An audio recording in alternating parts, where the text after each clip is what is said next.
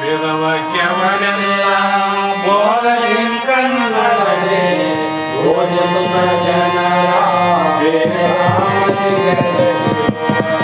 ಸಾಧು ಜಗವಿಗೆ ಮಣಿಯುವೆನು ಸಾಧು ನಿಜಗುಳಿಗೆ ಮಣಿಯುವೆನು ನಿಜವಂದರಿಸುವ ಶ್ರೀ ನಿಜಗುಣಿಯ ಗ್ರಂಥವನ್ನು ನಿಜವಾಗಿ ಬೇಳೆ ನಿಜದೊಲ್ಲ ಬೆಳಗಿಸುವ ಸುಜನರಿಗೆ ನಿತ್ಯ ಮನ್ನಿಸುವೆನು ಸುಜನರಿಗೆ ನಿತ್ಯ ನಂಬಿಸುವೆನು ಮತ ಜೀವನಿಗೆಲ್ಲ ಅದ್ವೈತ ಬೋಧನೆ ಸುತ್ತರನ್ನಾಗಿ ಕೈದ ಶ್ರೀ ನಡೆಸಿದ ಸಿದ್ಧಾರೂಢರಿಗೆ ನತನತೆ ಸಿದ್ಧಾರೂಢರಿಗೆ ನತನತೆ ಬಾಳ ಬಲ ವೇದಾಂತಕ್ಕೆ ಸರಿ ಬಾಳ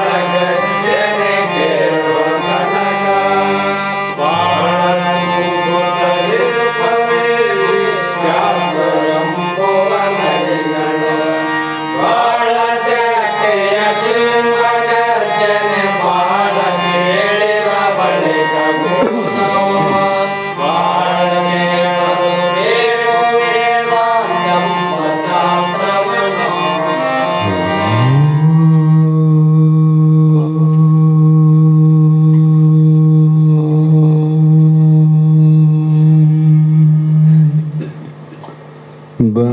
ಬ್ರಹ್ಮಾನಂದಂ ಪರಮಸುಖದಂ ಕೇವಲಂ ಜ್ಞಾನಮೂರ್ತಿಂ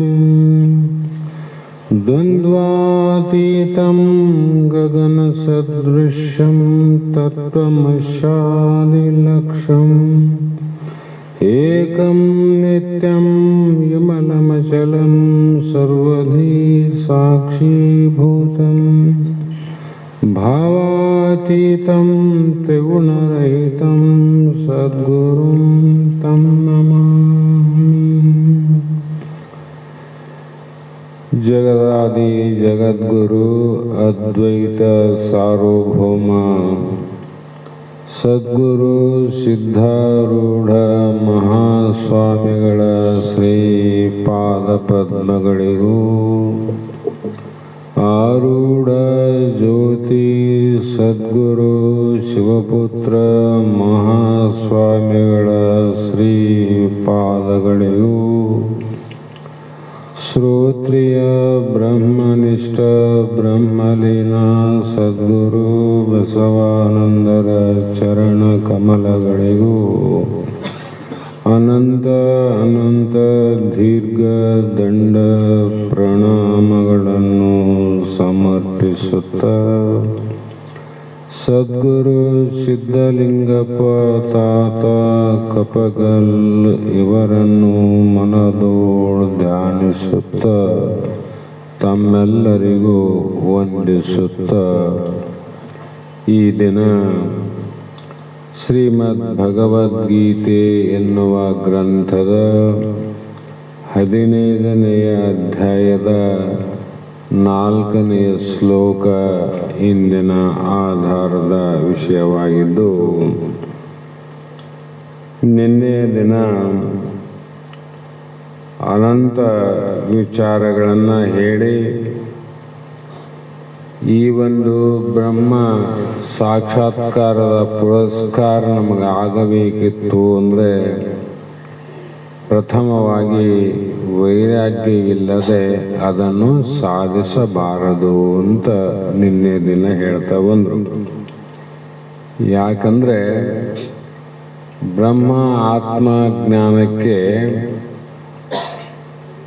ನಾವು ಜ್ಞಾನವೇ ಪ್ರಧಾನ ಅಂದರೆ ಆ ಜ್ಞಾನವನ್ನು ಪಡೆಯಬೇಕಾಗಿದ್ದರೆ ಪರಂಪರ ಸಾಧನೆ ಯಾವುದು ಅಂದರೆ ವೈರಾಗ್ಯ ಅಂತ ಹೇಳಿ ಈ ಒಂದು 4ನೆಯ ಶ್ಲೋಕದಲ್ಲಿ ಮಹಾತ್ಮರು ಮುಂದುವರೆದು ತತ್ಪದಂ ತತ್ಪರಮಾಗಿತವ್ಯಂ ಯಸ್ಮಿನ್ ಗತ ನ ನಿವರ್ತಂತಿ ಭೂಯತಂ ಏವ ಚ ಆದ್ಯಂ ಪುರುಷಂ ಪ್ರಪದ್ಯೆ ಯಥಾ ಪ್ರವೃತ್ತಿ ಪ್ರಸ್ಕತ ಪುರಾಣಿ ಅಂತ ಈ ಶ್ಲೋಕದ ಅಭಿಪ್ರಾಯವನ್ನು ಇಲ್ಲಿ ಹೇಳ್ತಾರೆ.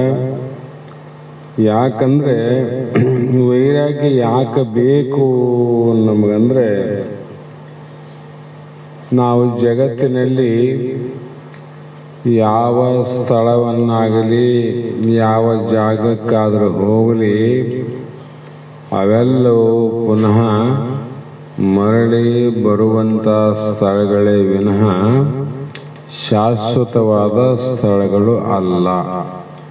ಅವು ಯಾವಲ್ಲ ಅಂದರೆ, ಭೂಲೋಕದಲ್ಲಿರುವಷ್ಟೇ ವಸ್ತುಗಳಲ್ಲ, ಮತ್ತೆ ಬೇರೆ ಪರಲೋಕದಲ್ಲಿರುವಂಥ ಜಾಗಗಳು ಕೂಡ ನಮಗೆ ಸ್ಥಿರವಾದ ಜಾಗ ಅವಲ್ಲ. ಯಾಕಂದ್ರೆ ಅವೆಲ್ಲ ಅಸ್ಥಿರ. ಕ್ಷೀಣೆ ಪುಣ್ಯ, ಆ ಪುಣ್ಯವನ್ನು ತೀರಿದ ಮೇಲೆ ಮರಳಿ ಬರುವಂಥ ಜಾಗಗಳೇ ಸ್ಥಳಗಳೇ ವಿನಃ ಶಾಶ್ವತವಾದ ಸ್ಥಳ ಅಲ್ಲ. ಹಾಗಾಗಿ ಇಲ್ಲಿ ಈ ಅನಾದಿಯಿಂದ ಸೃಷ್ಟಿಯ ಚಕ್ರ ಚಲಾಯಮಾನವಾಗಿರುವುದು. ಆ ಆದಿಪುರುಷನನ್ನ ಶರಣ ಹೊಂದಿ ಪುನರಾವೃತ್ತಿ ರಹಿತವಾಗಿರತಕ್ಕಂಥ ಬ್ರಹ್ಮ ಪದವನ್ನು ನಾವು ಹುಡುಕಬೇಕು, ಶೋಧನೆ ಮಾಡಬೇಕು. ಹುಡುಕಿ ಶೋಧನೆ ಮಾಡಿದ ಮೇಲೆ ಅದನ್ನು ಪ್ರಾಪ್ತಿ ಮಾಡಿಕೊಳ್ಳಬೇಕು ಅಂತ ಹೇಳಿದರು. ಯಾವುದು? ಬ್ರಹ್ಮ ಪದವನು. ಈ ಬ್ರಹ್ಮ ಅಲ್ಲ, ಈ ಬ್ರಹ್ಮಕ್ಕೆ ಅವರು ಹೇಳಿದರು ಬ್ರಹ್ಮ ಪದವಿಯನ್ನು ಒಲ್ಲೆ, ವಿಷ್ಣು ಪದವಿಯನ್ನು ಒಲ್ಲೆ, ರುದ್ರ ಪದವಿಯನ್ನು ಒಲ್ಲೆ. ಇವು ಒಲ್ಲೆ ಒಲ್ಲೆ ಅಂದಾರಲ್ಲ, ಅಂದ್ರೆ ಇಲ್ಲಿನೂ ಬ್ರಹ್ಮ ಪದವಿ ಅಂದಾರ. ಅಂದ್ರೆ ಇದು ಸ್ವತಂತ್ರ ಸಿದ್ಧವಾದಂಥ ಪದವಿ ವಿನ ಇನ್ನೊಬ್ಬರಿಂದ ಪುರಸ್ಕಾರದಿಂದಾಗಲಿ ಇನ್ನೊಬ್ಬರ ನಿರ್ಮಾಣ ಮಾಡಿದಂಥ ಪದವಿಯಾಗಲಿ ಇದು ಕೊಡೋದು ಪದವಿ ಅಲ್ಲ, ತಗೋದನಲ್ಲ. ನಿಂದೆ ಸ್ವತಂತ್ರ ಸಿಂಹಾಸನ ಅಧಿಪತಿ ಎಂದು. ಅದನ್ನ ಅಶ್ವತ್ಥ ವೃಕ್ಷವನ್ನ ಅಸಂಗ ಶಸ್ತ್ರದಿಂದ ಛೇದಿಸಿದ ನಂತರ ವಿವೇಕ ವೈರಾಗ್ಯಾದಿಗಳಿಂದ ಕೂಡಿದ ಮತ್ತು ನಿಷ್ಕಾಮ್ಯ ವಿಶೇಷರಹಿತವೂ ಆದ ಸಾಧಕನು ಪ್ರಸಿದ್ಧವಾದಂಥ ಬ್ರಹ್ಮ ಪದವಿಯನ್ನು ಅನ್ವಯಿಸಬೇಕು. ನಾವು ಯಾವುದನ್ನು ಹುಡುಕಬೇಕು, ಯಾವುದನ್ನು ಶೋಧಿಸಬೇಕು, ನಂತರ ಅದನ್ನು ಪಡಿಬೇಕು ಅಂದರೆ ಬ್ರಹ್ಮ ಪದವಿ ಅಂದರು.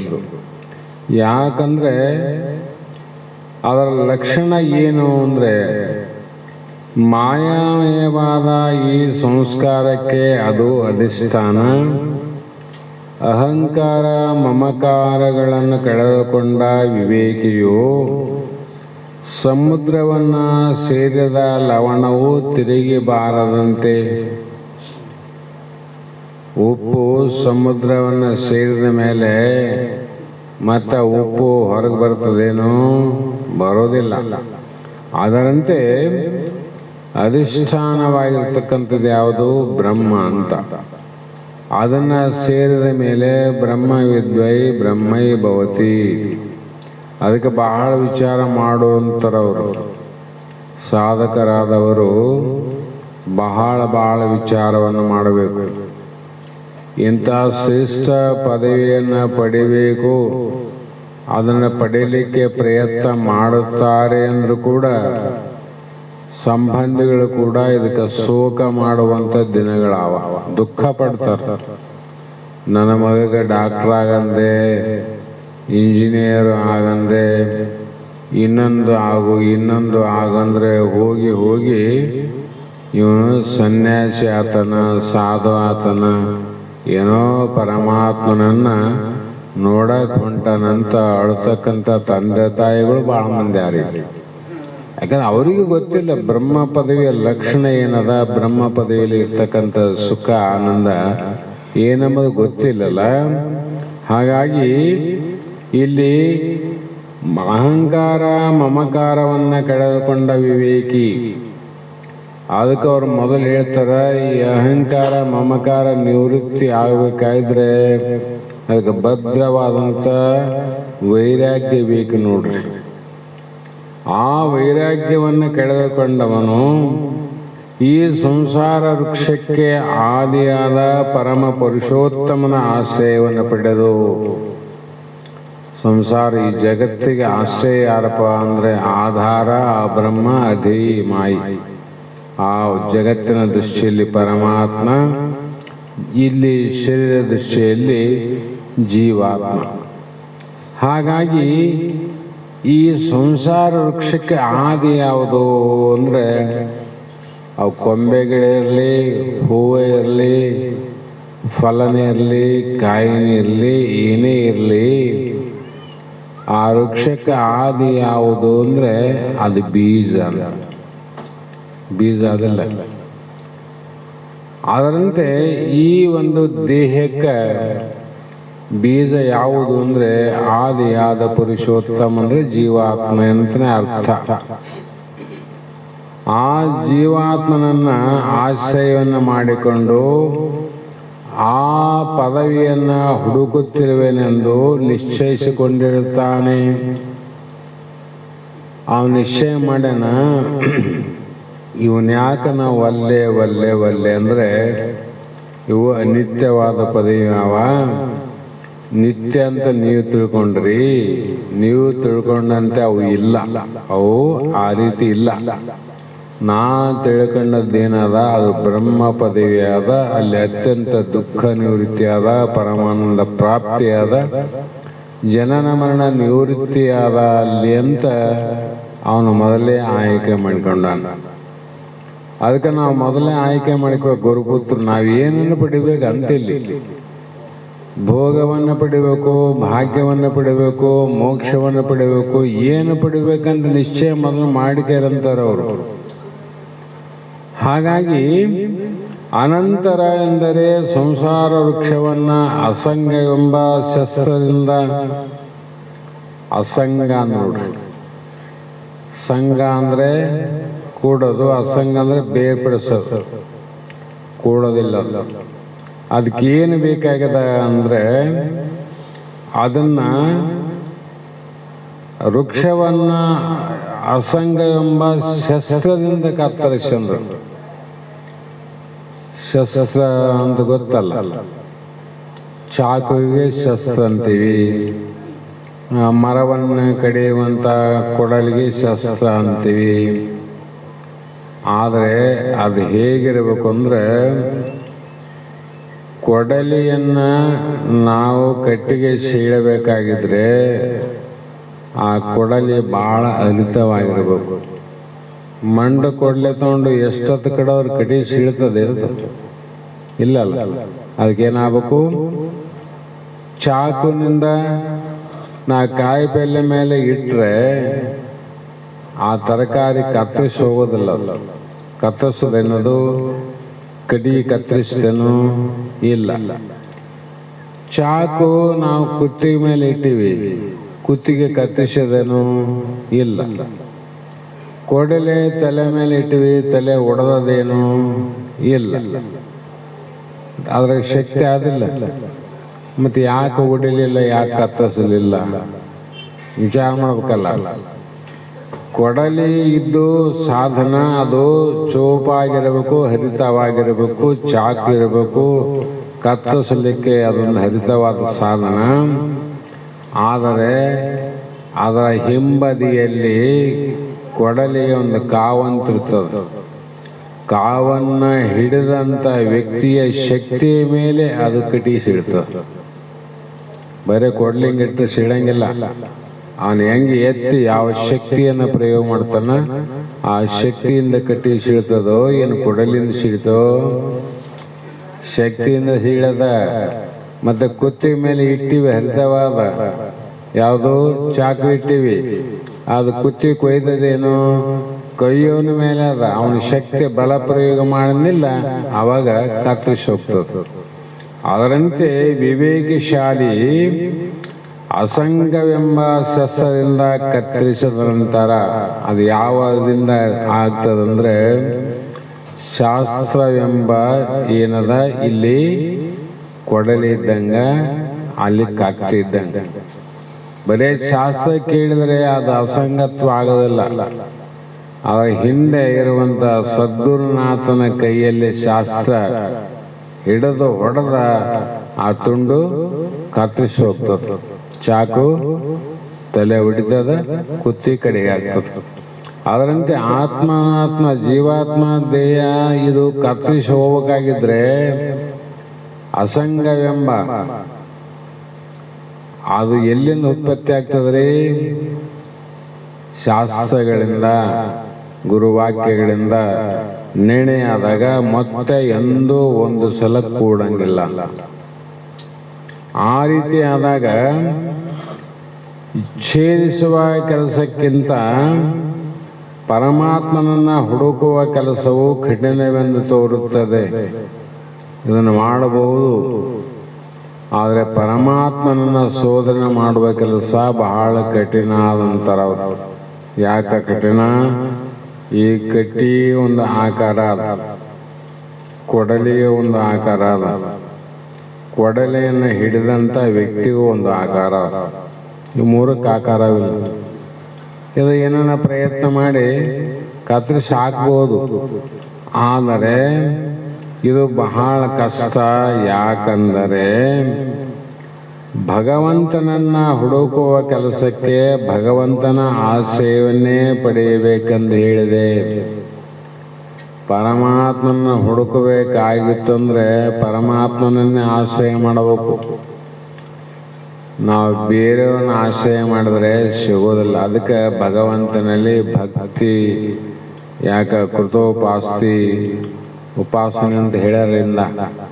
ಹಾಗೆ ಈ ಆಶ್ರಯವನ್ನು ಪಡೆಯದೆ ಜ್ಞಾನ ಉಂಟಾಗಲಾರದು, ಜ್ಞಾನ ಅವರಿಗೆ ಆಗೋದಿಲ್ಲ ಅಂತ. ಅಂದರೆ ಇಲ್ಲಿ ಏನು ಹೇಳಿದಂಗಾಯ್ತು? ಈಶ್ವರನ ಅನುಗ್ರಹ ಇಲ್ಲದವನಿಗೆ ಮೋಕ್ಷವಾಗುವುದಿಲ್ಲ ಅಂತ ಅರ್ಥ ಆಯ್ತು. ಈಶ್ವರನ ಕೃಪೆ ಆಗ್ಬೇಕಂತ ಆಯ್ತಲ್ಲ.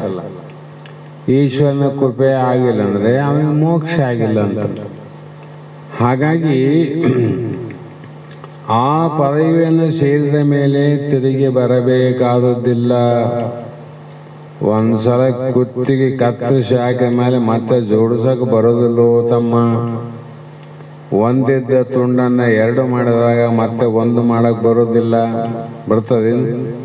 ಅದೇ ಪ್ರಕಾರವಾಗಿ ಇಲ್ಲಿ ಅಂಥ ಒಂದು ಪ್ರಪಂಚದಲ್ಲಿ ಪಡಿಬೇಕಾಗಿತ್ತಂದ್ರೆ ಅದು ಪಡೆದ ಮೇಲೆ ಮತ್ತೊಂದು ಬೇರೊಂದು ವರವನೊಲ್ಲೆನು ಬೇಡವನ ಭವ ಮುಕ್ತಿರುವ ಸಾಧನವ.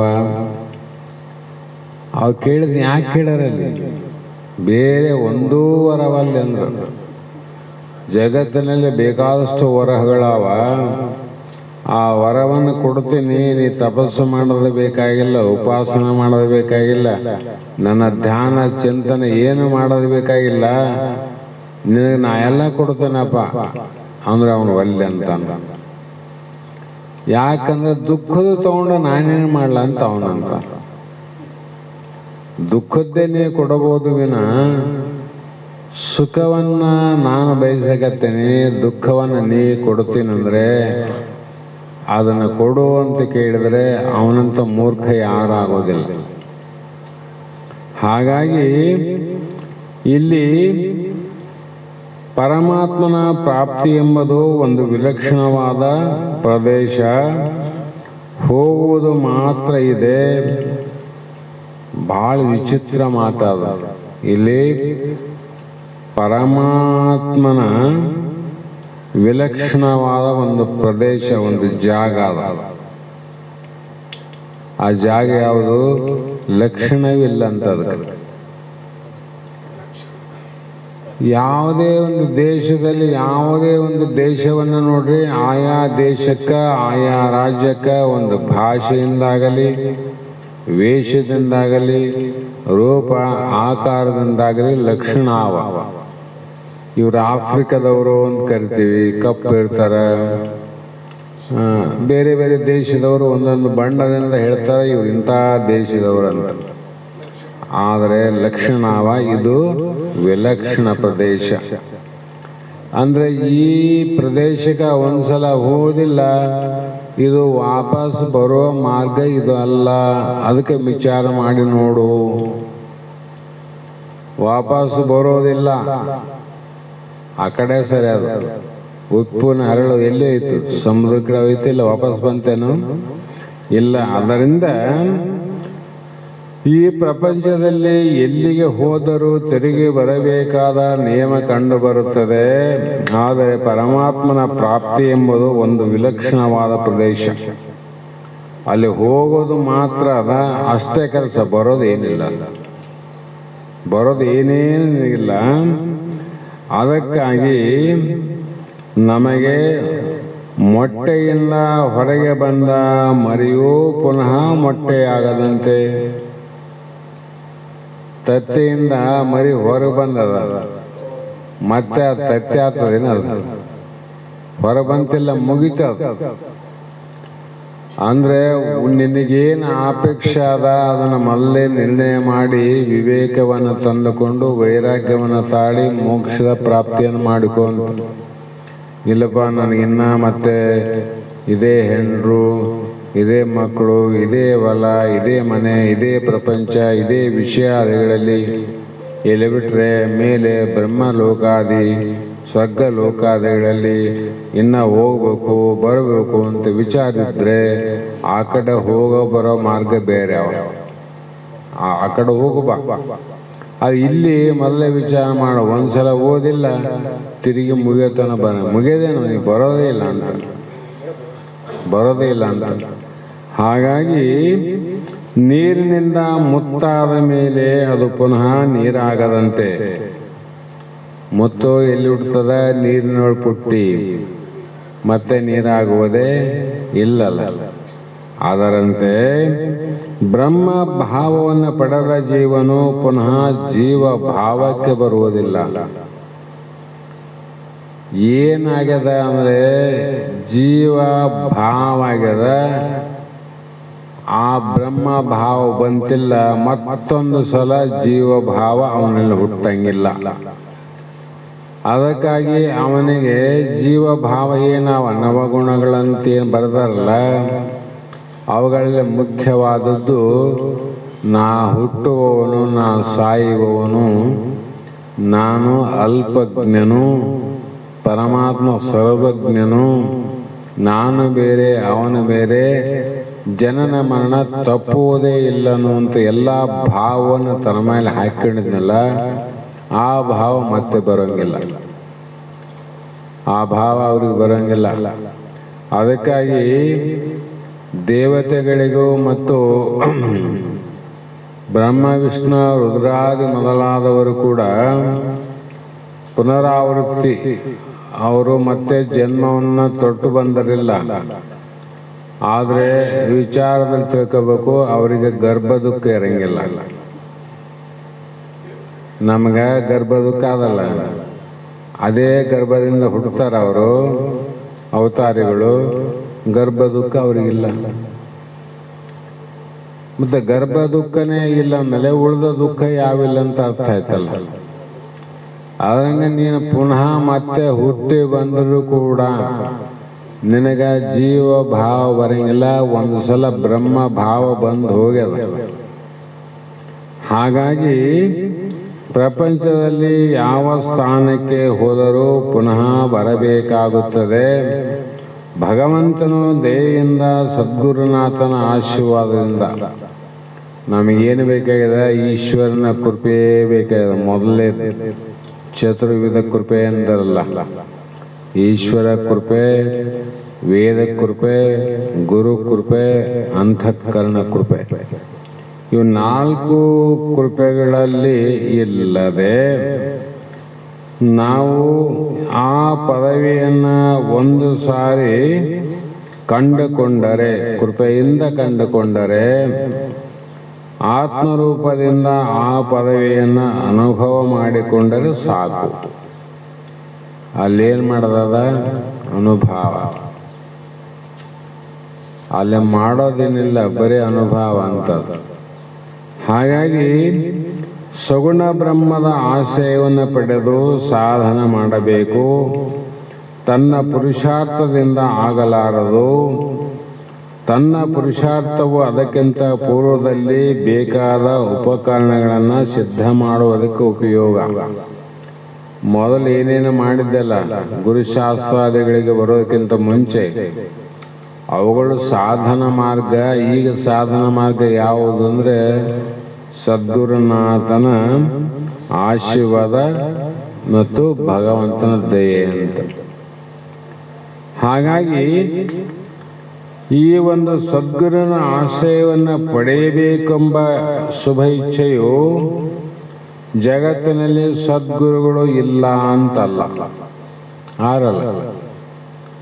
ಮತ್ತು ಎಷ್ಟು ಜನ ಸದ್ಗುರುಗಳ ಕಡೆ ಹೋಗ್ಬೇಕಂತ ಇಚ್ಛೆ ಆಗ್ಯದ? ಆಗಲಿಲ್ಲ. ಮತ್ತೆ ಯಾಕೆ ಆಗಲಿಲ್ಲ? ಪ್ರಶ್ನೆಗಳಾವಿಲ್ಲ. ತಿಳೋಕ್ಕೋಸ್ಕರ ಪ್ರಶ್ನೆ ಇಡ್ತಾರೆ ಅವರು ಅಲ್ಲೆಲ್ಲಿ. ನನಗೆ ಇಚ್ಛೆ ಆದ್ರಿ, ಗುರುಗಳಿಲ್ಲ, ಅದಕ್ಕೆ ಆಗಲಿಲ್ಲ ಅನ್ನಂಗಿಲ್ಲ. ಗುರುಗಳಾದ್ರೆ ಇಚ್ಛೆ ಇಲ್ಲ ನಂಗಿಲ್ಲ, ಇಚ್ಛೆ ಆದ್ರೆ ಗುರುಗಳು ಇಲ್ಲ ನಂಗಿಲ್ಲ. ಅವರು ಆರ, ಇವರು ಆರ. ಮತ್ತೆ ಎಲ್ಲರೂ ಯಾಕೆ ಸದ್ಗುರುವಿನ ಕಡೆ ಹೋಗೋ ಇಚ್ಛೆ ಅಪೇಕ್ಷೆ ಯಾಕೆ ಆಗಲಿಲ್ಲ ಅಂದ್ರೆ ಅದಕ್ಕೆ ಪುಣ್ಯವಂತನಿಗೆ ಮಾತ್ರ ಸಾಧ್ಯ. ಮನುಷ್ಯರಾಗಿ ಹುಟ್ಟಿವಲ್ಲ ನಾವೆಲ್ಲರೂ, ನಾನಾ ಪ್ರಕಾರದ ಗುಟ್ಟನ್ನು ಇಟ್ಟುಕೊಂಡು ಹುಟ್ಟಿವಿ ನಾವು. ಅನಂತ ಭಾವನೆಗಳಾವ. ಅದು ಯಾರಿಗೂ ಪುಣ್ಯ ಅದ, ಪುಣ್ಯದ ಫಲ ಹೆಚ್ಚಾದ, ಅವನಿಗೆ ಮಾತ್ರ ಆ ಸದ್ಗುರುನಾಥನ ಆಶ್ರಯವನ್ನು ಪಡಿಬೇಕಂತ ಇಚ್ಛೆ ಆಗ್ತದ. ಇದು ಎಲ್ಲರಿಗೂ ಸಾಧ್ಯವಿಲ್ಲ. ಪುಣ್ಯ ಸಂಚಯವಿಲ್ಲದವರು ತನ್ನ ಪಾಂಡಿತ್ಯವನ್ನು, ತನ್ನ ಬುದ್ಧಿಯನ್ನು, ತನ್ನ ಆಸ್ತಿ ಪಾಸ್ತಿಯನ್ನು, ತನ್ನ ಬಂಧು ಬಳಗವನ್ನು ಆಶ್ರಯಿಸುತ್ತಾನೆ ವಿನಃ. ನೋಡ್ರಿ, ಪುಣ್ಯ ಸಂಚಯ ಅಂದ್ರು. ಪುಣ್ಯ ಒಂದು ಎರಡಲ್ಲ, ಸಂಚಯ ಅಂದ್ರೆ ಗುಂಪು, ನಿಷ್ಕಾಮ್ಯ. ಆ ಪುಣ್ಯ ಇತ್ತು ಅಂದ್ರೆ ಅವರು ಬಹಳ ಶ್ರೀಮಂತರಾಗಿ ದಯೆಯುಳ್ಳವರಾಗಿರ್ಬೋದು, ಕರುಣೆಯುಳ್ಳವರಾಗಿರ್ಬೋದು.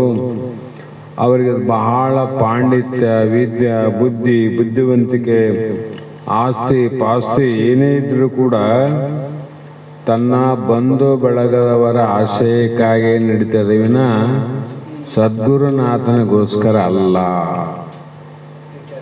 ತಿಳ್ಕಾರೀಗ.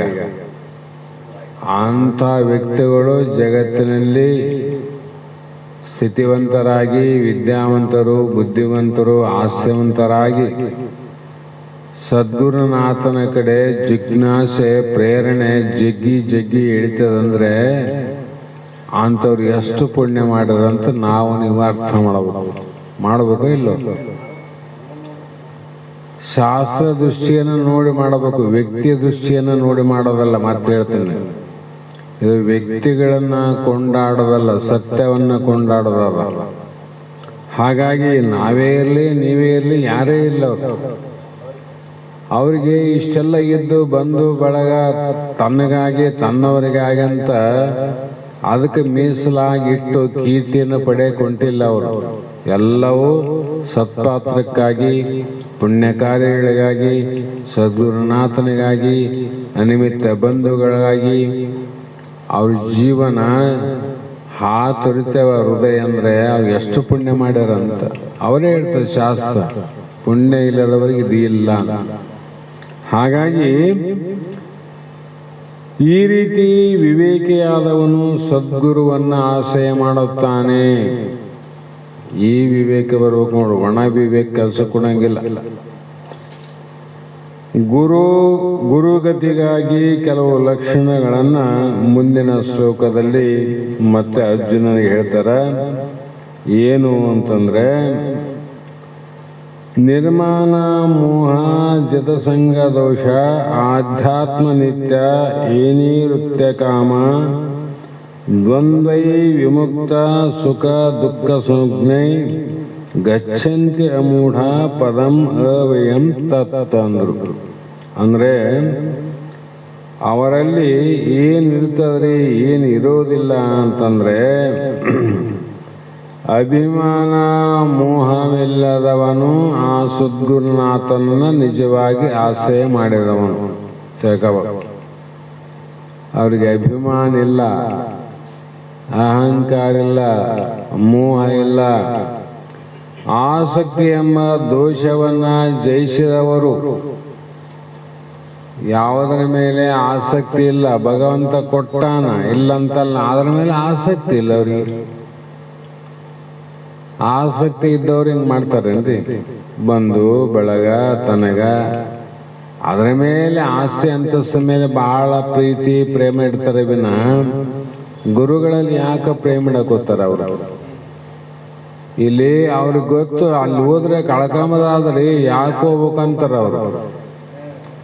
ಗುರುಗಳಲ್ಲಿ ಬಂದವರು ಬಹಳಷ್ಟು ಮಂದಿ ಅಲ್ಲಿ ಹೋದ್ರೆ ಮತ್ತಿಷ್ಟು ಕಳ್ಕೊಂಡ ಬರುವಾಗಪ್ಪ ಏನಾದ ಅಲ್ಲಿ ಹೋದ್ರ ಅಂತ ಅನ್ಕೊಂಡ್ರೆ ಭಾಳ ಮಂದಿ ಯಾರ. ನಮ್ಮ ಗುರುನಾಥನ ಇದರಲ್ಲಿ ನಮ್ಮಲ್ಲಿ ಏನು ಕಳ್ಕೊಂಬದೇನಿಲ್ಲ, ಬೇಕಿದ್ರೆ ಬರ್ರಿ ಸಾಕಾದ್ರೆ ಹೋಗ್ರಂತೀವಿ. ಇಲ್ಲಿ ಕಳ್ಕೊಂಡು ಹೋಗೋದೇನಿಲ್ಲ, ತಗೊಂಡು ಹೋಗೋದ. ಇಲ್ಲಿ ಬೇರೆ ಕಡೆ ಭಾಳ ಕಡೆ ಕಳ್ಕೊಂಡು ಹೋಗೋದ, ತಗೊಂಡು ಹೋಗೋದು ಏನಿಲ್ಲ. ಆದರೂ ಕೂಡ ಸಾರ್ವಜನಿಕ ವಿಚಾರ ಮಾಡ್ತಾರ. ಇಲ್ಲಿ ಆಸಕ್ತಿ ಇಲ್ಲದವನು ಆಧ್ಯಾತ್ಮ ಜ್ಞಾನದಲ್ಲಿ ಮುಳುಗಿದವರು. ಎಲ್ಲಿ ಮುಳುಗ್ಯಾರ ಅಂದರೆ ಆಧ್ಯಾತ್ಮ ನಿತ್ಯ ಅನಿತ್ಯ ವಿಚಾರದಲ್ಲಿ ಮುಳುಗಿ ಅವರೆಲ್ಲ ಬಯಕೆಗಳನ್ನು ಬಿಟ್ಟವರು. ಬೇಕಂದ್ರೇನು? ಆಪೇಕ್ಷೆ, ಆಸೆ, ಆಸಕ್ತಿಯನ್ನು ಬಿಟ್ಟವರು. ಸುಖ ದುಃಖ ರೂಪವಾದ ದ್ವಂದ್ವವನ್ನು ದಾಟಿದವರು. ಎಷ್ಟು ಇದು ಜ್ಞಾನಿಯ ಲಕ್ಷಣದಲ್ಲಿ ಬರುವಂತವೇ ಇಲ್ಲಿ ಹೇಳ್ಯಾರ. ಸುಖ ದುಃಖ ರೂಪವಾದ ದ್ವಂದ್ವವನ್ನು ದಾಟಿದವರು. ಅವ್ರ ಪಾಲಿಗೆ ಸುಖನೂ ಅಷ್ಟೇ, ದುಃಖನೂ ಅಷ್ಟೇ. ದುಃಖನೂ ಎಷ್ಟು, ಸುಖನೂ ಅಷ್ಟೇ. ಎರಡೂ ಕೂಡ ಕಷ್ಟಗಳೇ ವಿನ ದುಃಖದ ರೂಪನೇ ವಿನ ಅಂತ ತಿಳಿದು ದಾಟಿದವರು. ಇಂಥ ಪಂಡಿತರು ಈ ಅವ್ಯಯವ ಪದವನ್ನ ಪಡೆದುಕೊಳ್ಳುತ್ತಾರೆ.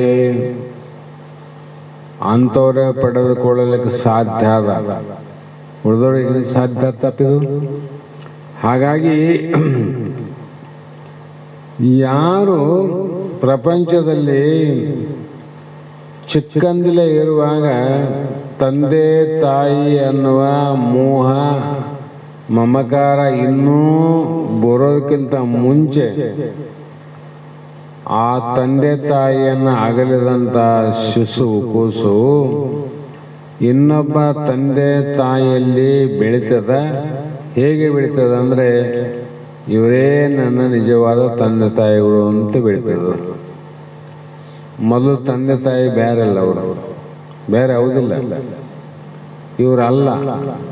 ಅಲ್ಲದಿದ್ದರೂ ಕೂಡ ಹೌದಾದಂಥ ತಂದೆ ತಾಯಿಗಳ ಮೇಲೆ ಅಭಿಮಾನ ಬಿಟ್ಟದ, ಮೋಹವನ್ನು ಬಿಟ್ಟದ ಕೂಸು.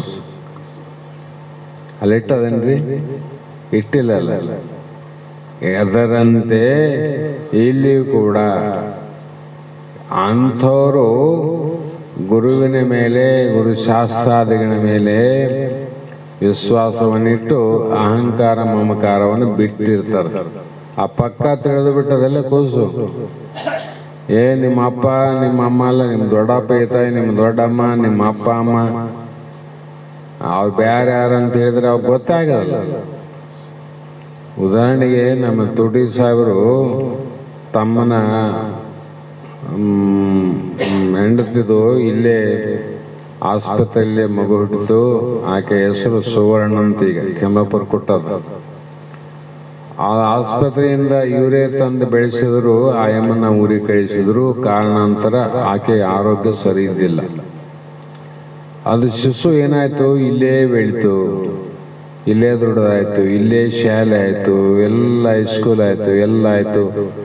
ಆಮೇಲೆ ಮದುವೆ ಕೂಡ ಇಲ್ಲೇ ನಿಶ್ಚಯವಾಗಿ ಕೇಮ್ಲಾಪುರದಾಗ ಮದುವೆನಾಯ್ತು. ಆಕೆ 2-3 ಮಕ್ಕಳಾವಿಲ್ಲ ಅಂತಲ್ಲ. ಭಾಳ ದಿನ ಆದರೂ ಕೂಡ ನನ್ನ ತಂದೆ ತಾಯಿ ಯಾರಂತ ಅದಕ್ಕೆ ಗೊತ್ತೇ ಆಗಿಲ್ಲ. ತಂದೆ ಯಾರು? ತೂಟಿಯವರು. ತಾಯಿ ಯಾರು? ನೀಲಮ್ಮ. ಯಾಕಂದ್ರೆ ಅಲ್ಲಿ ಗೊತ್ತೇ ಬೆಳೆದೇ ಇಲ್ಲಲ್ಲ. ಅಭಿಮಾನ ಅವರಲ್ಲಿಲ್ಲ, ಇಲ್ಲಿ ಬೆಳೆದದ. ಅಲ್ಲಿ ಬಿಟ್ಟದ, ಇಲ್ಲಿಟ್ಟದ. ಅದಕ್ಕಾಗಿ ಇವ್ರನ್ನೇ ಅಂತ ಗಟ್ಟಿಯಾಗಿ ನಂಬ್ಯದ. ಅದರಂತೆ ಇಲ್ಲಿ ಕೂಡ ನಾನೆಂಬ ಅಹಂಕಾರವೇ ಅಭಿಮಾನ. ನಾನು ಧನವಂತನೋ, ನಾನು ಜನವಂತನೋ, ನಾನು ಗುಣವಂತನೋ, ನಾನು ಪಂಡಿತನೋ, ನಾನು ಉಪನ್ಯಾಸಕನು, ಎಲ್ಲರೂ ನನ್ನನ್ನು ಗೌರವಿಸಬೇಕು. ಅಭಿಮಾನವು ಶರಣಾಗತನಾದ ಭಕ್ತನಲ್ಲಿ ಇರಬಾರದು. ನಮಗೆ ದೊಡ್ಡ ಅಭಿಮಾನ. ಎಲ್ಲರೂ ನನಗೆ ಪಕ್ಕದವ್ರಿಗೆ ಯಾರನ್ನ ನಮಸ್ಕಾರ ಮಾಡಿದ್ರೆ ನನಗೆ ಮಾಡಲ್ಲ ಅಂದ್ರೆ ನೋಡಪ್ಪ, ನನಗೆ ನಮಸ್ಕಾರ ಮಾಡಲ್ಲ ಅನಿಸೋದಿಲ್ಲ. ಆದರೆ ಇದು ಈ ಅಭಿಮಾನ ಇರಬಾರ್ದು ಅಂತ. ಈ ಅಭಿಮಾನ ಇರಬಾರ್ದು ಯಾರಲ್ಲಿ? ಸಾಧಕರಲ್ಲಿ. ಮತ್ತು ಎಲ್ಲರೂ ನನ್ನನ್ನು ಗೌರವ ಪಡಿಸ್ಬೇಕು ಅಂದರೆ ಇದು ಲಕ್ಷಣನೇ ಅಲ್ಲ ಅಂತ. ಎಲ್ಲರೂ ಈಗ ಇಲ್ಲೇ ಒಂದು ಸಭಾದಾಗ ಕುಂತಿರ್, ನಾವೇ ಕುಂತಿರ್ತೀವಿ, ನೀವು ಕೂಡ್ತಾರಪ್ಪ. ಒಂದು 4-5 ಚೇರ್ ಇರ್ತಾವ, ಚೇರ್ ಮೇಲೆ ಕುಂತಿರ್ತೀರಿ. ನಿಮ್ಗೆ ಅನಿಸ್ತದ ನಾವು ಚೇರ್ ಮೇಲೆ ಸಮಾನವಾಗಿ ಕುಂತಿದ್ದೀವಿ ಅಂತ. ಮತ್ತೊಂದು ಒಬ್ರಿಬ್ಬರು ಬರ್ತಾರೆ, ಅವಾಗ ಅನಿವಾರ್ಯವಾಗಿ ನೀವು ಆ ಚೇರ್ ಬಿಟ್ಟು ಇಲ್ಲಿ ಕುಂದ್ರಿ ಅಂತ ಹೇಳ್ತಾರೋ ಇಲ್ಲೋ? ಮತ್ತೆ ಕೂಡ್ರಿ ಅಂತ ನೀವು ಚೇರ್ ಬಿಟ್ಟು ಹೇಳಂದ್ರೆ ಅಭಿಮಾನ ಅದ ನಿಮ್ಮಲ್ಲಿ ಅಂತ ಅರ್ಥ. ನಾನು ಹೆಂಗೆ ಅದನ್ನ ಬಿಡ್ಲಿ ಅಂತ ಆತವಿಲ್ಲ. ಇಂಥವೇ ಇಷ್ಟು ಪರಿಣಾಮ ಆಗ್ತಾವ. ಆವಾಗ ಆ ಅಭಿಮಾನ ಇಲ್ಲಂತ ವ್ಯಕ್ತಿ ಅವರಿಗೆ ಮೊದಲು ಗೌರವ ಕೊಟ್ಟು ತನ್ನ ಗೌರವವನ್ನು ಲೆಕ್ಕಕ್ಕಿಲ್ಲದೆ ಯಾರು ಎಲ್ಲಿ ಕುಂತ್ರೆ ಏನದ ನೀವು ಕೂಡ್ರಂತೆ ಸಂತೋಷವಾಗಿ ಜಾಗ ಬಿಡ್ತಾನೆ. ಕೆಲ ಮಂದಿ ಯಾರ ಬಂದಾಗ ಸ್ವಲ್ಪ ಜಾಗ ಬಿಡಂದ್ರೆ ಅವನು ಬಂದ ಜಾಗ ನಾನು ಎದ್ದಿಡ್ಬೇಕಾಯ್ತಪ್ಪ, ನಾನು ಎದ್ದಿಡ್ಬೇಕಾಯ್ತು. ಎದ್ರ ಗಂಟೆ ಏನೋ ಖಾಯಂ ಅದ ಚೇರ್ ನನಗೆ. ಯಾಕೆ ಹಿಂಗೆ ಅನಿಸ್ತದ ಅಂದರೆ ದುರಭಿಮಾನ. ಹಾಗಾಗಿ ಅದು ಇರಬಾರದು ಅಂತ ಅವ್ರದ್ದು. ಅಭಿಮಾನವು ಶರಣಾಗತನಾದ ಭಕ್ತನಲ್ಲಿ ಇರಬಾರ್ದು ಅಂದ್ರೆ ಭೈವಿಯಲ್ಲಿರಲಿ. ಅಭಿಮಾನ ಅವರಲ್ಲಿ ಇರಲೇಬೇಕು, ಇಲ್ಲಂದ್ರೆ ಈ ಪ್ರಪಂಚ ಮಾಡೋಕ್ಕಾಗಂಗಿಲ್ಲ. ಆದರೆ ಪಾರಮಾರ್ಥದಲ್ಲಿ ಅಭಿಮಾನ ಭಕ್ತನಲ್ಲಿ ಇರಬಾರ್ದು. ಮತ್ತಂ ಪ್ರತ್ಯವರ ಕಶ್ಚಿನ್ನಾಸ್ತಿ ಸುಗ್ರೀವ ಸನ್ನಿಧವು ಅಂದರೆ ಸುಗ್ರೀವನ ಸನ್ನಿಧಿಯಲ್ಲಿ ನನಗಿಂತ ಕೀಳಾದ ಕೋತಿಯು ಯಾರು ಇಲ್ಲ ಎಂದು ಆಂಜನೇಯ ಹೇಳಿದಂತ ಒಂದ್ಸಲ. ಏನಂತ? ನನಗಿಂತ ಕೀಳಾದ ಕಡಿಮೆಯಾದಂಥ ಕೋತಿ ಯಾರು ಇಲ್ಲ ಅಂತ ಆಂಜನೇಯ ಹೇಳಿದ. ಇದೆಂತ ನಿರಭಿಮಾನ ಮಾತು ಅಂತ. ಸಾಮಾನ್ಯ ಮಾತನಿದೆ. ಎಷ್ಟು ಆಂಜನೇಯನಲ್ಲಿ ಎಷ್ಟು ನಿರಭಿಮಾನ. ಜಾಂಬವಂತಿದ್ದ, ಇನ್ನೊಬ್ರು ಇದ್ರು, ಇನ್ನೊಬ್ರು ಭಾಳ ಮಂದಿದ್ರು. ಅಷ್ಟು ಶಕ್ತಿಶಾಲಿ ಸಾಮರ್ಥ್ಯ ಉಳ್ಳಂತ ಆಂಜನೇಯ ಹಿಡ್ದ ನನಗಿಂತ ಸುಮಾರು ಯಾರು ಇಲ್ಲ, ಎಲ್ಲ ಅಂದಾಗ ನಾನೇ ಸುಮಾರು ಅಂದಂಗೆ ಅಂತ ಅರ್ಥ. ಎಷ್ಟು ಅಭಿಮಾನ ತ್ಯಾಗ ಮಾಡಿರ್ಬೋದು. ಅದೇ ಪ್ರಕಾರವಾಗಿ ರಾಮದಾಸನ ನಿರಭಿಮಾನವು ಇಂಥದ್ದೇ. ಮೋಹವೆಂದರೆ ಅವಿವೇಕ, ದೇಹವು ತಾನು ಜಗತ್ತು ಸತ್ಯವೆಂದು ತಿಳಿಯುವುದೇ ಮೋಹ ಲಕ್ಷಣ. ಇದನ್ನೇ ವಿಪರ್ಯಾಸವೆನ್ನುತ್ತಾರೆ. ಈ ಮೋಹವೇ ಮೋಕ್ಷ ಮಾರ್ಗಕ್ಕೆ ಪ್ರಬಲವಾದ ಪ್ರತಿಬಂಧಕ. ಮೋಹೇವ ಮಾಹಮುತ್ತಂತ 1000 ಸಲ ಹೇಳಕತ್ತೀವಿ ನಾವು. ಇದು ಮೊದಲೇ ಪ್ರತಿಬಂಧಕ. ಈ ಪ್ರತಿಬಂಧಕನೇ ನಮಗೆ ದಾಟಿಲ್ಲ ಅಂದ್ರೆ ಇನ್ನು ಉಳಿದ ಪ್ರತಿಬಂಧಕಗಳನ್ನು ದಾಟೋದು ಹೇಗೆ ಅಂತ. ಅದಕ್ಕಾಗಿ ಮೋಕ್ಷವೆಂಬ ಪದದ 2 ಅಕ್ಷರಗಳಲ್ಲಿ ಮೋಹ ಎಂದರೆ ಮೋಹ, ಕ್ಷಯ ಅಂದ್ರೆ ನಾಶ ಅಂತ. ಅರ್ಥಾತ್ ಮೋಕ್ಷಯವೇ ಮೋಕ್ಷವೆಂದು ಸೂಚನೆ. ನಾವೆಲ್ಲೆಲ್ಲಿಟ್ಟಿವಿ ಮೋಹ? ದೇಹದ ಮೇಲೆ ಮೋಹ ಅದ, ಶರೀರ ಮೇಲೆ ಮೋಹ ಅದ. ಶರೀರ ಅಂದ್ರೆ ದೇಹ ಅಂದ್ರೆ ಒಂದೇ. ಮೂಲ ಇಲ್ಲಿಂದ ಪ್ರಾರಂಭ ಆಯ್ತು ನೋಡ್ರಿ. ಇದು ರಕ್ತ ಬೀಜನ ವಂಶ ಅಂತಿದೆ. ಇದು ಒಂದು ಶರೀರ, ಈ ಶರೀರಕ್ಕೆ ಮೋಹ ಹೋಯಿತು ಅನ್ನೋದ್ರಾಗ ಮತ್ತೊಂದು ಶರೀರ ಬಂತಿಲ್ಲ, ಅಲ್ಲಿ ಮತ್ತೆ ಹುಟ್ಟಿತು. ರಕ್ತ ಬೀಜನಿಗೆ ಇದು ಸಂಬಂಧ ಆದಂತರು ಇಲ್ಲ ಅಂತರು. ಅದು ಹೋಯಿತು ಅನ್ನೋದ್ರಾಗ ಮತ್ತೆ ಬಂತು. ಮತ್ತೆ ಬಂದ ಮೊದಲು ಏನಿದ್ದು ಮತ್ತೆ ಅದೇ ಎಲ್ಲ ಹುಟ್ಟಿದವು. ಹಾಗಾಗಿ ಇಲ್ಲಿ ಮೋಕ್ಷವೆಂಬುದು ಸೂಚಿತವಾಗುತ್ತದೆ. ಮಾನವ ರಜೋಗುಣದ ಚಿಹ್ನೆ, ಮೋಹವು ತಮೋಗುಣದ ಚಿಹ್ನೆ. ಈ ರಜೋಗುಣ ತಮೋಗುಣ ಎರಡನ್ನು ಅತಿಕ್ರಮಿಸಿ ಸತ್ಯವನ್ನು ಆಶ್ರಯಿಸಿದವನೇ ಸತ್ವಗುಣದ ಅಧಿಕಾರಿಯಾಗಿ ಮೋಕ್ಷವನ್ನು ಪಡೆಯಲಿಕ್ಕೆ ಅವನು ನಿಜವಾದ ಅಧಿಕಾರ ಆಗ್ತಾನೆ ನೋಡ್ರಿ. ಅವೆರಡು ಕೆಳಗಾಕಿ ಇದು ಮೇಲೆ ಬರ್ಬೇಕಂತ. ಮತ್ತೆ ಮುಂದೆ ಸದ್ಗುರುನಾಥನಲ್ಲಿ ಶರಣಾಗತನಾದವನಲ್ಲಿ, ಸದ್ಗುರುಗಳನಾರ ಈ ಕಡೆ ಮುಮುಕ್ಷುಗಳು ಆರ, ಪರಮಾತ್ಮನ ಭಕ್ತರು ಆರ, ಅವರೆಲ್ಲರಿಗಲ್ಲ ಇಲ್ಲಿ ಹೇಳೋದು. ಶರಣಾಗತರಾದವರಲ್ಲಿ, ದೇವರಿಗೆ ಶರಣಾಗತರಾದ ಭಕ್ತರಲ್ಲಿ, ಗುರುವಿಗೆ ಶರಣಾಗತರಾದ ಮುಕ್ತರಲ್ಲಿ ಇರಬೇಕಾದ ಎರಡನೇ ಲಕ್ಷಣ ಏನಂದ್ರೆ ಜಿತಸಂಗ ದೋಷ. ಇದು ಭಾಳ ಜಂಜಾಟಿದು ಶಾಸ್ತ್ರ. ಭೂಮಿಯಲ್ಲಿರುವ ಆಕರ್ಷಣ ಶಕ್ತಿಗಿಂತಲೂ ವಿದ್ಯುತ್ ಶಕ್ತಿಯಲ್ಲಿರುವ ಅಪಾಯಕರವಾದ ಶಕ್ತಿಗಿಂತಲೂ ಪ್ರಬಲವಾದ ಶಕ್ತಿ ಯಾವುದು ಅಂದರೆ ಸಂಘ ಶಕ್ತಿ ಅಂತ. ವಿದ್ಯುತ್ತಿನಲ್ಲಿ ಎಂಥ ಶಕ್ತಿ ಅದ, ಮುಟ್ಟಿದ ತಕ್ಷಣ ಯಾರು ಉಳಿಯಂಗಿಲ್ಲ, ಸತ್ತ ಹೋಗ್ತಾರೆ. ಅಂಥ ಶಕ್ತಿ ಅಲ್ಲ ಅದೇನು ವಿದ್ಯುತ್ತಿನಲ್ಲಿ ಅದ. ಅದೇ ಪ್ರಕಾರವಾಗಿ ಇಲ್ಲಿ ಭೂಮಿಯಲ್ಲಿ ಆಕರ್ಷಣ ಶಕ್ತಿ ಅದ. ವಿಮಾನ ಎಷ್ಟು 1000 ಕಿಲೋಮೀಟರ್ ದೂರಲ್ಲಿ ಹೋದ್ರೂ ಕೂಡ ಗುರುತ್ವಾಕರ್ಷಣ ಶಕ್ತಿ ಕಳ್ಕೊಂಡ್ರೆ ಅದು ಭೂಮಿಗೆ ಸುಲಭವಾಗಿ ಮುಟ್ಟಂಗಿಲ್ಲ. ಗುರುತ್ವಾಕರ್ಷಣ ಶಕ್ತಿ ಪ್ರಬಲ. ಒಂದು ಕಲ್ಲು ತಾಂಡ ಮೇಲೆ ಹೋಗಿರಿ, ಮತ್ತೆ ಕೆಳಗೆ ಬರ್ತದೋ ಮೇಲೆ ಹೋಗ್ತದೋ ಅಂದ್ರೆ ಆಕರ್ಷಣ ಶಕ್ತಿ ಭೂಮಿಯಲ್ಲಿ ಆದಲ್ಲ. ಅಂತ ಶಕ್ತಿ, ಆಕರ್ಷಣ ಶಕ್ತಿ ಭೂಮಿಯಲ್ಲಿದ್ದಂತೆ ಮತ್ತೊಂದರಲ್ಲಿಲ್ಲ. ವಿದ್ಯುತ್ತಿನಲ್ಲಿರುವಂಥ ಶಕ್ತಿ ಏನದ, ಅದು ವಿದ್ಯುತ್ತಿನಲ್ಲಿ ಆದ ವಿನ ಬೇರೆ ಎಲ್ಲಿಲ್ಲ. ಅದರಂತೆ ಇಲ್ಲಿ ಕೂಡ ಅಪಾಯಕರವಾದ ಶಕ್ತಿಯು, ಅಪಾಯಲಿವೆಲ್ಲ, ಆದರೆ ಸಂಘ ಶಕ್ತಿ ಇವೆರಡಕ್ಕಿಂತ ಬಹಳ ಪ್ರಬಲವಾದದ್ದು, ಬಹಳ ದೊಡ್ಡದಂತಾರೆ. ಇದರಲ್ಲಿ ಏನಿರ್ಬೋದಪ್ಪ ಅಂತಂದ್ರೆ ಇದು ಬಹಳ ಅಪಾಯಕರವಾದದ್ದು. ಕಲ್ಲು ಹೋದ್ರೆ ಕೆಳಗೆ ಬರ್ತದ, ವಿದ್ಯುತ್ ಮುಟ್ಟಿದ್ರೆ ಮಾತ್ರ ಅಪಾಯ ಅದ, ಹೌದಿಲ್ಲ? ಆದರೆ ಇದು ಒಂದು ಸಲ ಅಂಟಿಕೊಂಡರೆ ಮತ್ತೆ ಬಿಡದು. ಒಂದ್ಸಲ ಹಿಂಗೆ ಮುಟ್ಟಿ ಶಾರ್ಟ್ ಬಿಡ್ತದ. ಅವರೇ ಅದು ಈ ಸಂಗೇನದ ಒಂದ್ಸಲ ಅಂಟಿಕೊಂಡರೆ ಮತ್ತೆಂದೆಂದು ಬಿಡದು.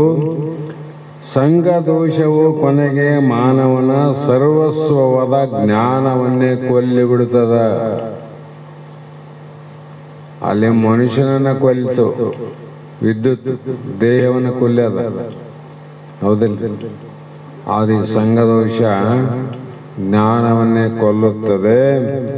ಕಾಮ ಕ್ರೋಧ ಮೋಹ ಸ್ಮೃತಿಂಬಶ ಬುದ್ಧಿನಾಶ ಇವೆಲ್ಲ ಸಂಘ ದೋಷದಿಂದ ಹೊರಬೀಳುವ ಅನರ್ಥ ಪರಂಪರೆಗಳು. ನೋಡಿ ಮತ್ತೇನು ಮಾಡ್ಬೇಕೀಗ? ಇವನ್ನ ಪುತ್ರ ಮಿತ್ರಗಳು ನನ್ನವು ಎಂಬುದು ಮಹತ್ವ ಸಂಘ. ಅದಕ್ಕಾಗಿ ಇದು ಒಂದು ಸಲ ಹುಟ್ಟಿತು ಅಂದರೆ ಪ್ರತಿ ಜನ್ಮದಲ್ಲಿ ಮತ್ತೆ ಮುಟಿಗಾಂತ ಹೋಗ್ತದೆ ನೋಡ್ರಿ. ಅದಕ್ಕೆ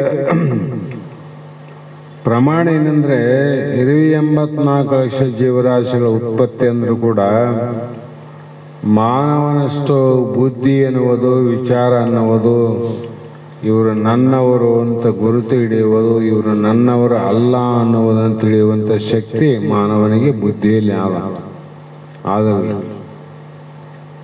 ಉಳಿದ ಜೀವರಾಶಿಗಳಾವಲ್ಲ, ಅವಕ್ಕೆ ಇಲ್ಲ. ಆದರೂ ಕೂಡ ಮಾನವನಿಗಿಂತ ಹೆಚ್ಚು ತನ್ನ ಪುತ್ರ, ಹಂದಿ, ನಾಯಿ ಮರಿ ನೋಡ್ರಿ, ಎಷ್ಟು ಮೋಹ ಮಾಡ್ತಾವಿಲ್ಲ. ಎಷ್ಟು ಮೋಹ ಮಾಡ್ತಾವಂದ್ರೆ ಜಗತ್ತಿನಲ್ಲಿ ಈಗಿನ ಕಾಲದಲ್ಲಿ ವಿಚಾರ ಮಾಡಿದ್ರೆ ಎಷ್ಟೋ ಜನ ಗರ್ಭ ಧರಿಸಿ ಗರ್ಭದಲ್ಲೇ ಹುಟ್ಟಿದಂಥ ಮಕ್ಕಳನ್ನ ಹುಟ್ಟಿದ ತಕ್ಷಣ ಮಾರಾಟ ಮಾಡಿದವರು ಮಾರಾಟ ಮಾಡೋರು ಮಾರಿರಲಿಲ್ಲ. ಆದರೆ ಯಾವುದಾದ್ರೂ ಒಂದು ಹಂದಿ, ನಾಯಿ ತನ್ನ ಮಗುವನ್ನು ಮಾರದಂತ ಸುದ್ದಿ ಇಲ್ಲಿವರೆಗೆ ಕೇಳಿದ್ರೆ ನೀವು ಅಂದ್ರೆ ಅವಕ್ಕೆ ಎಷ್ಟು ಮೋಹ ಇರ್ಬೋದಂತ. ಮನುಷ್ಯ ಅವು ಸಾಕಿದ್ದನ್ನ ಮಾರ್ತಾನ, ಹಡದಂತ ತಾಯಿ ಮಾತ್ರ ಎಂದೂ ಮಾರಾಟ ಮಾಡಿಲ್ಲ. ಆದ್ರೆ ಮನುಷ್ಯ ಬಹಳ ಬುದ್ಧಿವಂತಾನ, ತಾನು ಹಡದ ಪುತ್ರರನ್ನೇ ತಾನು ಮಾರಾಟ ಮಾಡ್ತಾನ. ಕಾರಣ ಈ ಒಂದು ಅನರ್ಥ ಪರಂಪರೆಗಳು.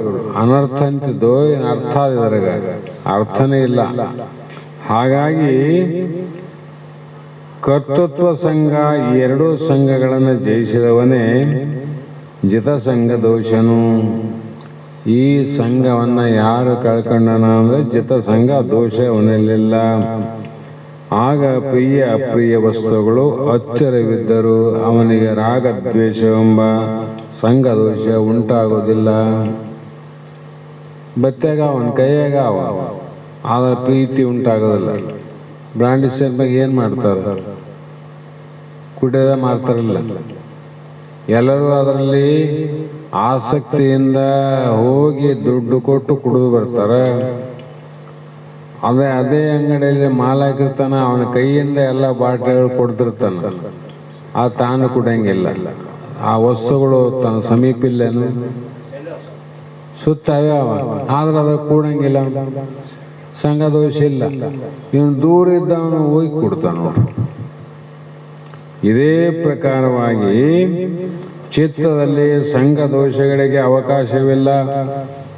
ಪರಮಾತ್ಮನ ಸಾಧಕನು ಆಧ್ಯಾತ್ಮ ನಿತ್ಯನಾಗಬೇಕು. ಸದಾ ಸರ್ವತ್ವವು ಆತ್ಮ ಚಿಂತನೆ ಅಂದರೆ ಬ್ರಹ್ಮ ಚಿಂತನೆಯಲ್ಲಿರಬೇಕು. ಸಂಘ ದೋಷಗಳು ಒಳಗೆ ಪ್ರವೇಶ ಮಾಡಲಾರವು. ಸಂಘ ದೋಷ ಒಳಗೆ ಪ್ರವೇಶ ಮಾಡ್ತಾವಲ್ಲ, ಅದು ಪ್ರವೇಶ ಮಾಡಲಾರಂಗೆ ತಡಿಬೇಕಾಗಿದ್ರೆ ಏನು ಮಾಡು? ನಿತ್ಯ ಆತ್ಮಚಿಂತನೆಯನ್ನು ಮಾಡು, ಪರಮಾತ್ಮನಲ್ಲಿ ಭಕ್ತಿಯನ್ನು ಮಾಡು, ಮತ್ತು ಸದಾ ಸದ್ಗುರುನಾಥನ ಬ್ರಹ್ಮಚಿಂತನೆಯ ಬೋಧನೆಯಲ್ಲಿ ಇದ್ದರೆ ನಿನಗೆ ಸಂಘ ದೋಷಗಳು ದೂರ ಆಗ್ತವೆ. ಅವನಿಗೆ ನಿಜವಾಗಿ ಗೊತ್ತಾಗ್ಯದ ಸಂಘದಲ್ಲಿ ಅವನ ದೋಷ ಇಲ್ಲ ನೋಡು, ಮಾಲಕನಿಗೆ ಗೊತ್ತಾಗ್ಯದ ಅಂತವನಿಗೆ. ಸಮಸ್ತ ಕಾಮನೆಗಳು ಸಹ ಸಹಜವಾಗಿ ತೊಲಗಿ ಹೋಗುತ್ತವೆ. ನಮಗೆಲ್ಲ ಕಾಮನೆಗಳು ಅಂದರೆ ಅಪೇಕ್ಷೆಗಳು ಇರಬಾರ್ದಂತಲ್ಲ, ಇರಬೇಕು. ಎಲ್ಲಿ ಇರಬೇಕು ಅಲ್ಲಿ ಇರಬೇಕಂತ. ದುಃಖದ ವಸ್ತುಗಳಲ್ಲಿ ನಾವು ಅಪೇಕ್ಷೆ ಮಾಡಕತ್ತೀವಿ. ಅದಕ್ಕೆ ಮಹಾತ್ಮರು ನಿನಗೆ ದುಃಖ ಯಾಕಾಗ್ಯದಂದ್ರೆ ದುಃಖದ ವಸ್ತುಗಳ ಬೆನ್ನು ಹತ್ತಿದ್ದಂದ್ರೆ ದುಃಖನೇ ಆಗ್ತದ. ಸುಖದ ವಸ್ತುವನ್ನ ಬೆನ್ನು ಹತ್ತಿದ್ರೆ ಸುಖ ಆಗ್ತದ. ಹೊಲಕ್ಕೆ ಹೋಗಿದ್ದಿ, ಬುತ್ತಿ ತಗೊಂಡು ಹೋಗಿದ್ದಿ, ಬುತ್ತಿ ಬಿಚ್ಚಿ ನೋಡಿದಾಗ ಆ ಬುತ್ತಿಯಲ್ಲಿ ಏನು ಕಟ್ಟಿದ್ದೆ ಅದೇ ಊಟ ಮಾಡ್ಬೇಕು. ನಿನಗೆ ಹೋಳಿಗೆ ಹುಗ್ಗಿ ಮಾಡಿ ಕಟ್ಟಿದ್ರು ಮನ್ಯಾಗ ಅಂದ್ರೆ ಅದೇ ತಿನ್ಬೇಕು. ಖಾರ ರೊಟ್ಟಿ ನುಚ್ಚು ಬಾನಿದ್ರೆ ಅದೇ ತಿನ್ಬೇಕು. ಅದು ಬದಲಾವಣೆ ಆಗೋದಿಲ್ಲಲ್ಲ. ಅದರಂತೆ ಇಲ್ಲಿ ನಿವೃತ್ತ ಕಾಮ ಅಂದ್ರೇನು? ಹೃದಯದಲ್ಲಿರುವ ಸಮಸ್ತ ಕಾಮನೆಗಳು ತೊಲಗಿದಾಗ ಬ್ರಹ್ಮ ಪ್ರಾಪ್ತಿ ಸಿದ್ಧಿಸುತ್ತದೆ ಎಂಬುದು ವೇದಾಂತದ ಸಿದ್ಧಾಂತ. ಎಲ್ಲ ಕಾಮನೆಗಳು ಯಾವಾಗ ಹೋಗಿಲ್ಲ ಆವಾಗ ಆನಂದ. ನಿದ್ರೆ ಅವಸ್ಥೆ ಆನಂದ ಯಾಕೆ ಹೇಳ್ತಾರೆ ಮಹಾತ್ಮ? ಅಲ್ಲೇನು ಬೇಕು ಬೇಡ ಏನು ನಾದೇನಲ್ಲಿ ಇಲ್ಲಲ್ಲ ಅಂತ ಅಲ್ಲೇನು ದುಃಖ ಇದೆ ನಿನಗೆ? ಹಾಗಿಲ್ಲ. ಮತ್ತೆ ನಮಗೆ ಅನುಭವ ಅದ, ಅನುಭವ ಇಲ್ಲಂತಲ್ಲ, ಆದರೆ ಅದರ ಮೇಲೆ ವಿಶ್ವಾಸ ನಂಬಿಕೆ ದೃಢ ಇಲ್ಲ. ಅರ್ಥಜ್ಞಾನ ಆಗ್ಯದ ಅಷ್ಟೇ, ಅನುಭವ ಜ್ಞಾನ ಆಗಿಲ್ಲ. ಅಂತ ಅರ್ಥಜ್ಞಾನ ಆಗಿದೆ. ಒಬ್ಬ ವೈದ್ಯನಲ್ಲಿ ಹೋಗಿದ್ದ, ಅವನ್ನೆಲ್ಲ ವಿಚಾರ ಮಾಡಿ ಡಾಕ್ಟ್ರ್ ಹೇಳ್ದ, ನಿನಗೇನಾಗ್ಯದ, ಹೊಟ್ಟೆ ನೋವಾಗ್ಯದ, ಟೆಸ್ಟ್ ಮಾಡ್ದ, ಎಲ್ಲ ಮಾಡಿದ. ಆದರೆ ವೈದ್ಯನಿಗೆ ರೋಗಿಯ ಹೊಟ್ಟೆ ಬೇನೆ ಅರ್ಥಜ್ಞಾನ ಆಗ್ಯದ. ಡಾಕ್ಟರ್ಗೆ ಹೊಟ್ಟೆ ಬೇವೆ ಅನುಭವ ಆಗ್ಯದ, ನತಗೆ ಅನುಭವ ಆಗಿಲ್ಲಲ್ಲ. ಅದರಂತೆ ಇದು ಅರ್ಥಜ್ಞಾನ ಆಯ್ತು. ನಿನಗೇನಾಗದಂತ ಹೇಳಿದ್ರೆ ಅರ್ಥಜ್ಞಾನ ಆಯ್ತು. ಅನುಭವ ಜ್ಞಾನ ಆಗ್ಬೇಕಾದ್ರೆ ನನಗೆ ಹೊಟ್ಟೆ ಬೇನೆ ಬರ್ಬೇಕಲ್ಲ, ಆವಾಗ ವೈದ್ಯ ಗೊತ್ತಾಗ್ತದ. ಇಲ್ಲ, ಹೊಟ್ಟೆ ಬೇನೆಂದ್ರೆ ಇದು ಈ ರೀತಿಯಾಗಿ ಶರೀರದಲ್ಲಿ ನಾನಾ ಪ್ರಕಾರ ಮಾಡ್ತದಂತ ಗೊತ್ತಾಗ್ತದೆ. ಗೊತ್ತಾದ್ಮೇಲೆ ರೋಗಿಗೆ ಔಷಧ ಬರ್ತಾನೆ. ಮತ್ತೆ ಮದ್ದನ್ನೇಳಿದರೆ ರೋಗ ಹೋಗುವುದೇ? ಆ ಔಷಧ ಬರ್ಕೊಟ್ಟನ ಡಾಕ್ಟ್ರು, ಏನೇನಾವಂತ ಕೇಳಿದ. ಔಷಧನ ತಗೊಂಡ, ಬಂದು ತೆಲಿಗೊಂಬಿಟ್ಕೊಂಡ, ಮಕ್ಕಂಡ. 2 ದಿನ ಆಯ್ತು, ಮತ್ತೆ ದವಾಖಾನೆಗೆ ಹೋದ. ಡಾಕ್ಟ್ರು ಮತ್ತೆ ಯಾಕೆ ಬಂದ್ರಿ ಅಂದ. ಇಲ್ರಿ, ನನಗೆ ಹೊಟ್ಟೆ ಬೇನೆ ಕಡಿಮೆ ಆಗಿಲ್ಲ ಅಂದ. ಔಷಧ ತಗೊಂಡಿಲ್ಲ ಅಂದ. ಇಲ್ರಿ ತಗೊಂಡಿಲ್ಲ, ಅಂಗಡಿಯಲ್ಲಿ ತಗೊಂಡಿನಿ, ತೆಲುಗೊಂಬಿಟ್ಟಿನಿ, ನಾ ತಗೊಂಡಿಲ್ಲ ಅಂದ. ಅಂತ ಅದನ್ನ ನೆನೆದ್ರೆ ಓದ್ತದೆ. ಇಂಥ ತಲೆಬೇನೆಗೆ ಇಂಥದ್ದು ನೋವಿಗೆ ಅಲ್ಟ್ರಾಸಿಟಿ, ಆಮೇಲೆ ಅವೇನು ಡೋಲು, ಜ್ವರಕ್ಕೆ 650 ಅಂತ ಹೆಸರು ಗೊತ್ತಾವ. ಅವನ್ ನೆನೆದ್ರೆ ಜ್ವರ ಓದ್ತಾವ, ನೋವು ಕಡಿಮೆ ಆಗ್ತಾವ, ತಗೋಬೇಕಂತ. ಅದೇ ರೀತಿ ಇಲ್ಲಿಯೂ ಕೂಡ ಕಾಮನ ವಾಸಿಸುವ ಹೃದಯದಲ್ಲಿ ಏನಾಗಬೇಕ್ರಿ ಅಂದ್ರೆ ರಾಮನ ಪ್ರತಿಷ್ಠಾಪನೆ ಆಗ್ಬೇಕು. ಅದೃಷ್ಟಾಂತ ಕೇಳಿರಲ್ಲ. ಕಾಮ ಹೋಗ್ಬೇಕಾದ್ರೆ ರಾಮನ ಪ್ರತಿಷ್ಠಾಪನೆ ಆಗ್ಬೇಕಾಗ್ಯದ, ಹೌದಿಲ್ಲ? ಮತ್ತೆ ಇಲ್ಲಿ ಅಜ್ಞಾನ ಹೋಗ್ಬೇಕಾದ್ರೆ ಜ್ಞಾನದ ಪ್ರತಿಷ್ಠಾಪನೆ ಆಗ್ಬೇಕಲ್ಲ, ಸ್ವರೂಪದ ಪ್ರತಿಷ್ಠಾನ. ಹಾಗೆ ಇವೆಲ್ಲವೂ ಈ ಲೋಕದ ಸಂಬಂಧವಾದ ಸರ್ವ ಕಾಮನೆಗಳನ್ನು ಬಿಟ್ಟು ಮೋಕ್ಷಕ್ಕೆ ಅಧಿಕಾರಿಯಾಗಿ ಚಿಲ್ಲರೆ ಕಾಮನೆಗಳನ್ನು ಬಿಡುವುದು ಒಕ್ಕಾಗಿ ಮೋಕ್ಷ ಕಾಮನೆಯನ್ನು ಅವಲಂಬಿಸಬೇಕಂದ್ರು. ಇವೆಲ್ಲ ಚಿಲ್ಲರೆ ಬಿಡ್ತಿದ್ದಲ್ಲೋ ಮರೆ, ಅಪೇಕ್ಷೆ ಮಾಡ್ತಿದ್ದಿ, ಗಟ್ಟಿ ಇದಾವ. ಅದನ್ನ ಇಲ್ಲದ ಮೋಕ್ಷದ ಆನಂದದಲ್ಲಿ ಅದ, ಉಳಿದಲ್ಲಿ ಆನಂದ ಅದ, ಚಿಲ್ಲರೆ ಆನಂದ ಅಂತ. ಹಾಗಾಗಿ ಆತ್ಮಸಿದ್ಧಿಯಾದ ಮೇಲೆ ಕಾಮನೆಯು ಸಹ ಫಲದಲ್ಲಿ ಸೇರಿ ಮೋಕ್ಷ ಸನ್ಯಾಸವು ಸಿದ್ಧಿಸುತ್ತದೆ ಅನ್ನುವಂಥ ಮಾತನ್ನ ಇಲ್ಲಿವರೆಗೂ ಶ್ರೀಕೃಷ್ಣ ಭಗವಂತನು ಅರ್ಜುನಿಗೆ ಬೋಧನೆಯನ್ನು ಮಾಡಿದ. ಇಲ್ಲಿಗೆ ಸಮಯ ಆದ ಕಾರಣ ಇವತ್ತಿನ ಶಾಸ್ತ್ರದ ಪುಷ್ಪಗಳನ್ನು ಗುರುಪಾದಕ್ಕೆ ಸಮರ್ಪಿಸಿ ನಾವು ನೀವು ಧನ್ಯರಾಗೋಣ ಅನ್ನೋ ಮಾತನ್ನು ಹೇಳ್ತಾ ಮಂಗಲವನ್ನು ಹೇಳೋಣ.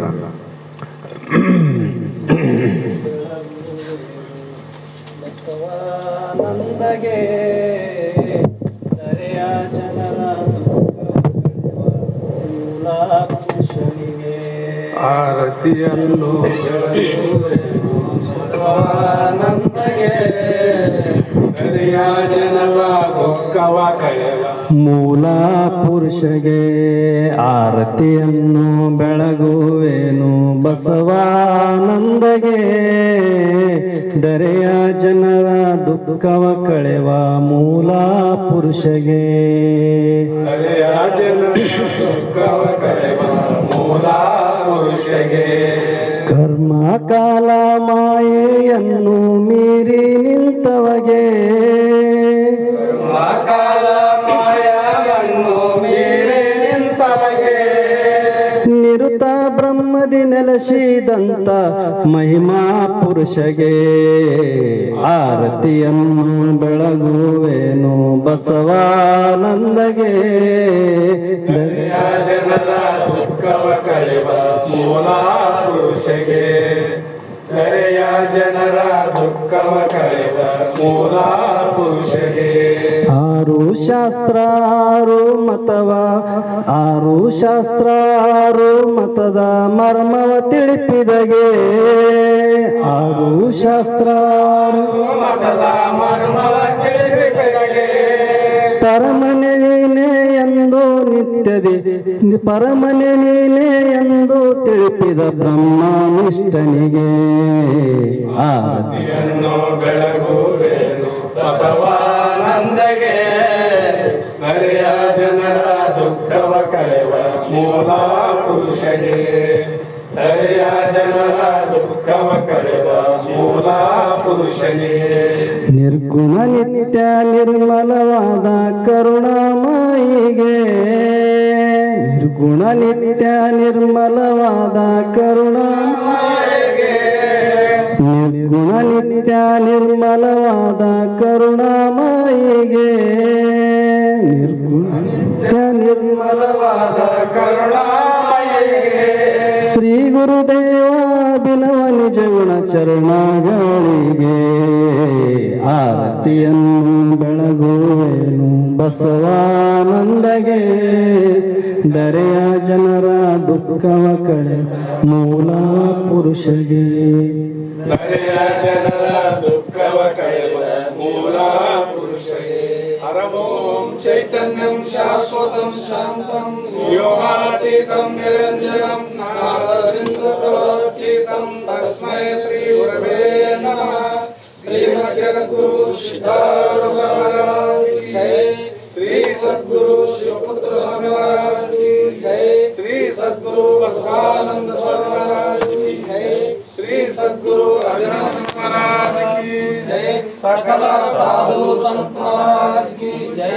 जय मंगलम जय नमः.